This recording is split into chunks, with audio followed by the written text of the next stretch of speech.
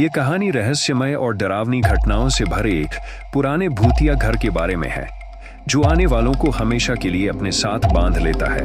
राघव और उसकी पत्नी मीरा एक छोटे से गांव में घूमने आए थे।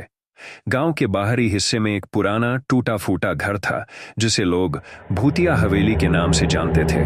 स्थानीय लोगों ने उन्हें वहां न जाने की चेतावनी दी, लेकिन राघव और मीरा ने इसे सिर्फ एक कहानी समझा और जिज्ञासा से उस हवेली की ओर चल पड़े। हवेली के दरवाजे पर पहुंचते ही उन्हें ठंडक महसूस हुई। हालांकि बाहर मौसम गर्म था, दरवाजा हल्की सी आवाज के साथ खुला, जैसे किसी ने अंदर से उसे धक्का दिया हो। हवेली के अंदर का माहौल धुंधला और अजीब था। दीवारों पर लगे पुराने चित्र धूल से ढके हुए थे और फर्श पर टूटे फर्नीचर के टुकड़े बिखरे पड़े थे। मीरा ने राघव से कहा, मुझे ये जगह कुछ ठीक नहीं लग रही, हमें वापस चलना चाहिए। लेकिन राघव ने उसकी बात अनसुनी करते हुए हवेली के अंदर और आगे बढ़ने का फैसला किया। जैसे ही वे एक बड़े पुराने कमरे में पहुंचे, उन्हें अचानक से किसी के हंसने की आवाज सुनाई दी। यह हंसी नरम थी, जैसे किसी बच्ची की।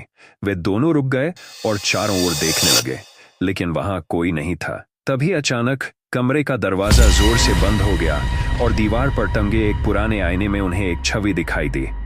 आईने में एक पुरानी वेशभूषा में एक महिला खड़ी थी, जिसके चेहरे पर उदासी थी। उसकी आंखें राघव और मीरा पर टिकी हुई थी। मीरा घबरा गई और राघव का हाथ पकड़कर बाहर की ओर भागने लगी। जैसे ही वे दरवाजे के पास पहुंचे, उन्होंने देखा कि दरवाजा बंद हो चुका था। राघव ने उसे खोलने की कोशिश की, लेकिन दरवाजा जैसे किसी अज्ञात शक्ति से जकड़ा हुआ था। अचानक हवेली के हर कोने से धीमी धीमी आवाजें आने लगीं। तुम यहाँ क्यों आए हो? तुम वापस नहीं जा सकते। मीरा लगभग रोने लगी थी। तभी आईने वाली महिला की आवाज आई, अगर तुम बाहर जाना चाहते हो तो एक वादा कर, यहाँ कोई और कभी वापस नहीं आएगा। डर से कांपते हुए राघव ने सिर हिला दिया। जैसे ही उसने सहमति दी, दरवाजा धीरे धीरे खुल गया और दोनों बिना पीछे देखे हवेली से बाहर भाग निकले। उस दिन के बाद से राघव और मीरा ने उस गांव का नाम भी किसी को नहीं बताया और कभी वापस नहीं गए।